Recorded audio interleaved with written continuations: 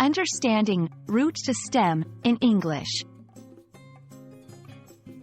Hello, everyone. Welcome to our English language learning series. Today, we're going to explore a fascinating phrase, root to stem.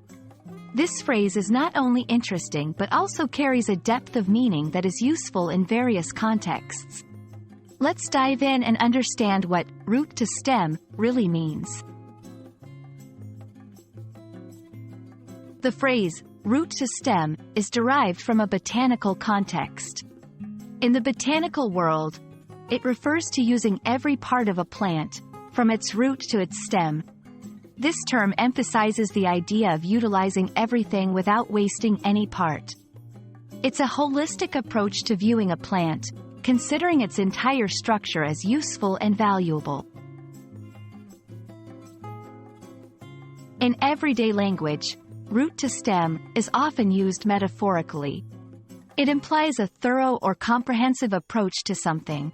When someone says they are examining a problem, from root to stem, they mean they are looking at every aspect of the problem, leaving no part unexamined. This phrase can be applied to various situations, from analysis and problem-solving to understanding a concept or story. To help you understand better, let's look at some examples. In a business context, our team analyzed the company's challenges from root to stem to find a sustainable solution. In a storytelling context, the author described the character's life from root to stem, giving us a complete picture of their experiences. A common misunderstanding with root to stem is confusing it with similar phrases like from top to bottom or from start to finish.